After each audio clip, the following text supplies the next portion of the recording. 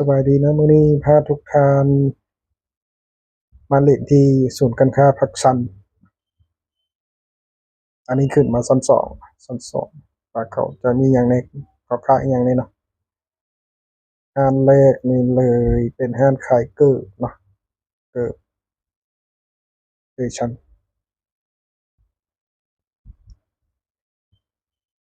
ร้านต่อมาก็ขายเกิบกันเกิบ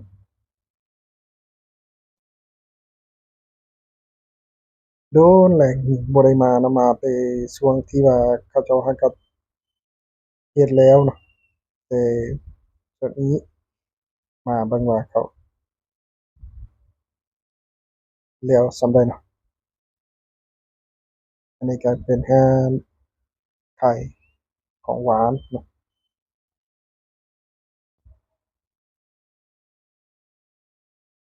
ก็ถือว่าเขามาเปิด ชั้นนี้ชั้น2นี่ก็ถือว่าคือเกือบว่าครบทุกห้านแล้วเนาะขายเครื่องตามอันนี้เป็นชั้น2เด้อจะพาทุกท่านไปเบิ่งว่ามีหยังได้เนาะ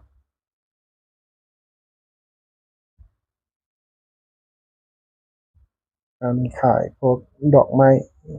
ดอกไม้อันนั้นทั่วไปดอกไม้ยางดอกไม้พลาสติกแล้วก็ขายเครื่องในครัวนะ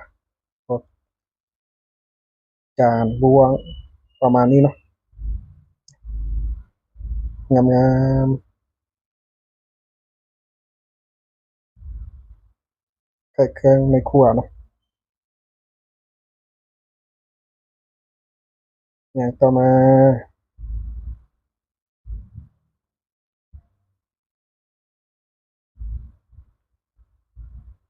ก็ยังใหม่อยู่เนาะใหม่ก็สะอาดดีนะสะอาดดี จะพาทุกท่านย่างเบิ่งเนาะว่ามีหยังแหน่ที่น่าสนใจ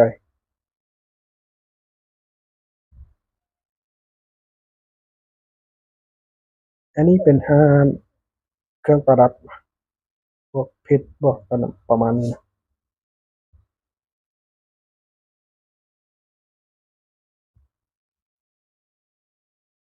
พาทุกท่านเบิ่งยาวๆไปเลยเพชรเครื่องประดับนะเอาพาทุกท่านย่างเบิ่งให้สุดเลยเนาะเบิ่งยาวๆไปเลยชั้นนี้ยังเป็นชั้น2อยู่เลยเนาะยังเป็นชั้น2อยู่โอ้แถวนี้ก็จะเป็นร้านขายเครื่องประดับคือกันนะมันสุดเท่านี้นะแล้วจากนี้เราจะกลับไปที่คันไดกลับไปที่คันไดแล้วเราจะขึ้นไปชั้น3เบิ่งว่ามันมีหยังแหน่มีร้านค้าหยังแหน่เนาะก็มาไปพักซันนะบนคันไดขึ้นไปชั้น3กันเลย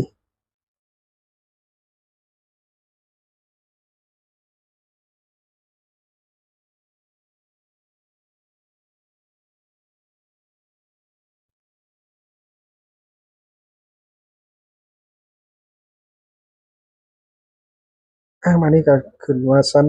3ว่าจะมีหยังแหน่ร้านค้าอันใดเด้เนาะอยู่ชั้น3นี่เนาะจะส่วนหลายจะเป็นร้านขายเครื่องนุ่งแฟชั่นประมาณนี้นะ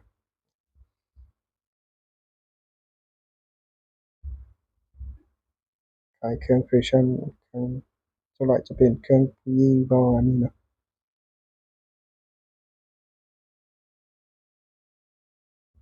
พาทุกท่านยัง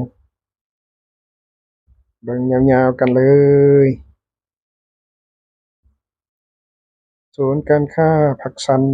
นครหลวงเวียงจันทน์นะ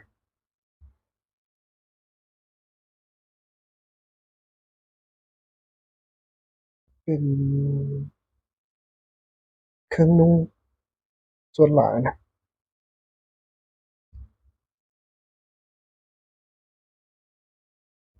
แบบหุ่นนี่สวยงามสวยงามแล้วจะย่างไปมาทางพี่นะจะเป็นเครื่องอันใดบ่ฮู้ชื่อเนาะ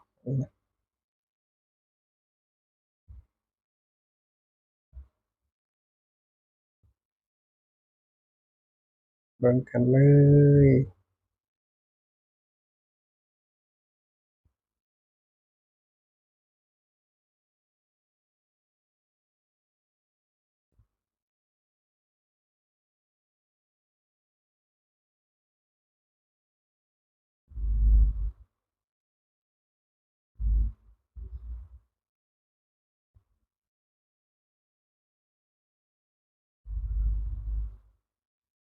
ย่างไปโซนนี้เบิ่งว่ามันมีหยังแด่เนาะนี่ก็ถือว่าเขายังกำลังปรับปรุงอยู่อันนี้คือว่าเป็นผ้านั้นเขาอยู่รออยู่นี่แหละอิหยังนี่แหละเนาะอันนี้เป็นร้านขายเครื่องอันใดบ่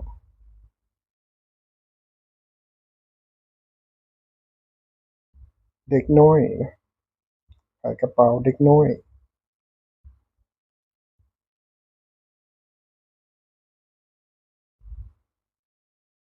แบบ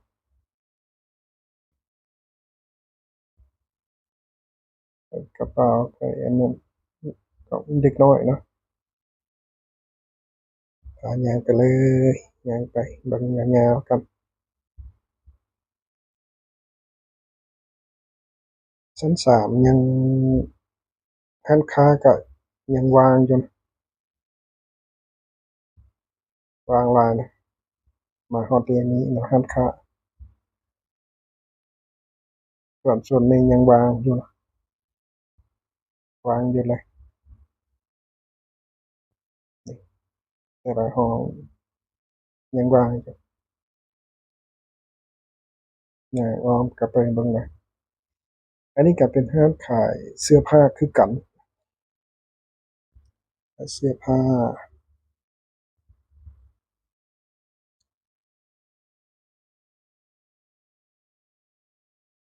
ขายเสื้อผ้า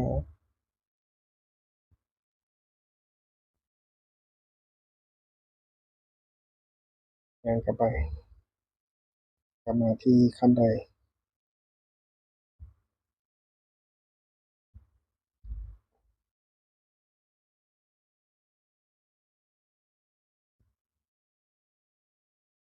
ย่างไปย่างสาธุทานย่างไปเบิ่งยาวๆกันเลยอันนี้ก็ถือว่าชั้น4ยังบ่ทันได้เขายังบ่เปิดเนาะอาจจะยังตกแต่งบ่แล้วบ่หรือว่าจั่งใดอย่างใดอย่างหนึ่งนี่นะเพราะเขายังปิดอยู่นะไปขึ้นแล้วนี่จะกลับไปลงไปที่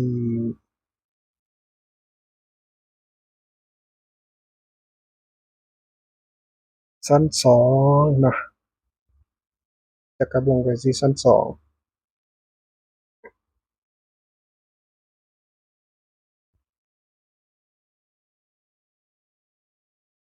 ร้านค้าส่วนหลายจะอยู่ชั้น2ส่วนหลายนะชั้น2มีหลากหลายอยู่เนาะเครื่องพระทุทานกับย่างไปชั้น2ย่างรอชั้น2อีกรอบหนึ่งนะไปกันเลยพระทุทานไปย่างเบิ่งอีกรอบหนึ่งนะชั้น2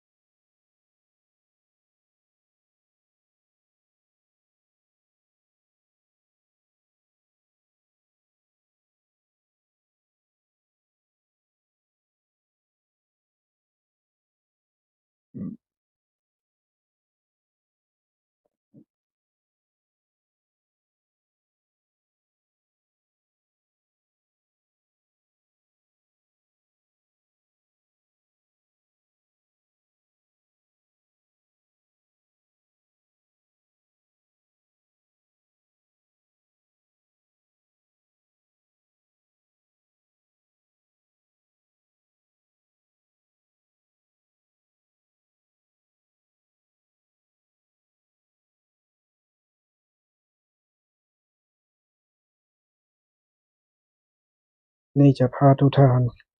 ลงไปชั้นหนึ่งเนาะลงไปชั้นหนึ่ง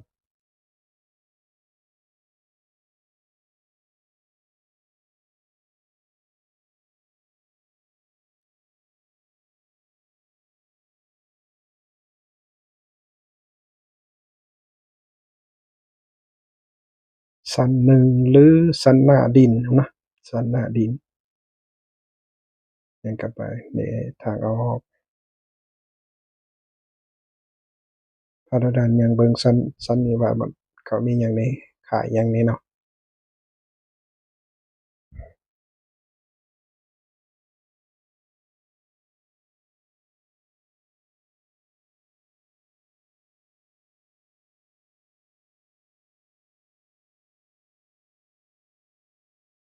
จะพาทุกท่านย่างเข้าไป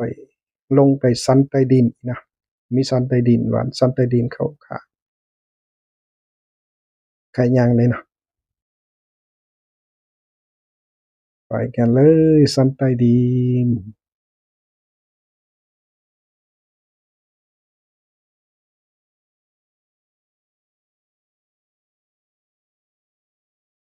มาชั้นนี้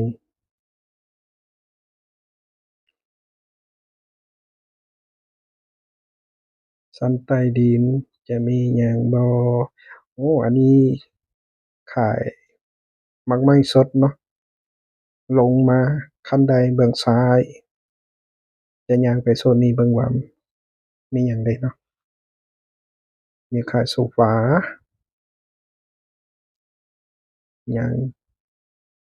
ไปกันเลยไปเบิ่งว่าขายหยังแหน่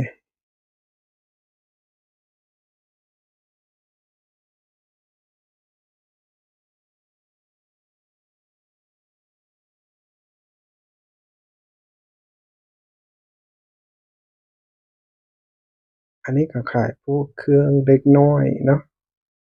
เครื่องเด็กน้อย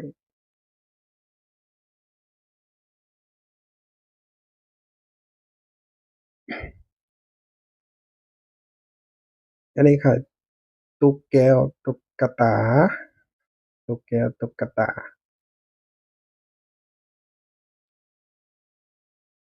มีหลากหลายสีเลยเนาะ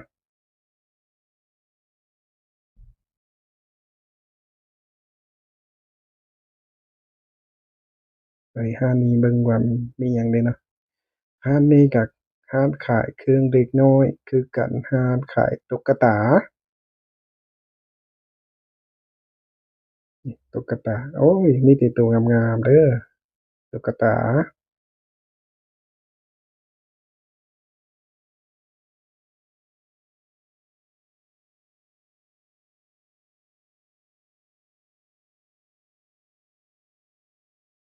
จัดไปนะเอาไปหาว่าย่างไปโซนนี้เบิ่งว่ามีหยังนะย่างกันไปเลยอันนี้เป็นร้านกาเฟอเมซอน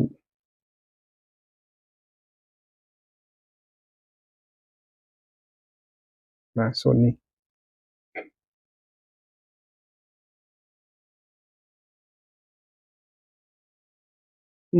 ในซันใต้ดินนี่ก็จะมีร้านอาหารนะตามสั่งร้านอาหารตามสั่ง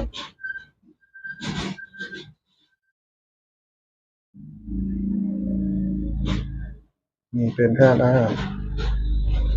บุฟเฟต์บ่ประมาณนี้เนาะย่างกันไปเลย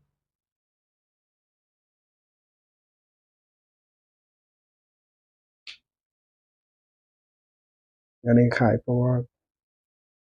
น้ำหวานประมาณนี้นะแล้วก็ขายเครื่องทั่วไปเด็กน้อยประมาณนี้นะ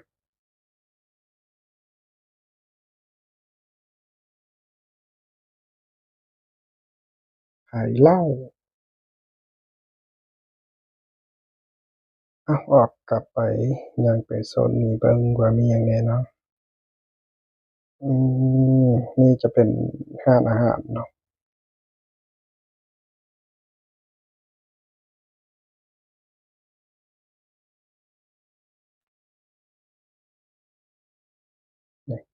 ทานอาหารกลิ่นหอมจังเลยเนาะ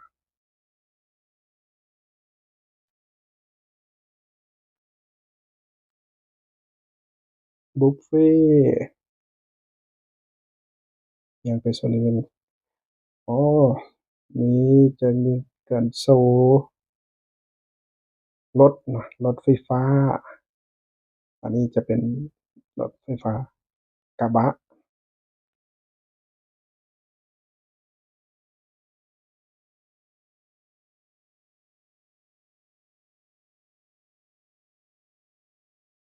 นี่เป็นรถตู้รถตู้ไฟฟ้าคือกันนี่งามอยู่เนาะงามแยงมาทางนี้อ๋อก็มี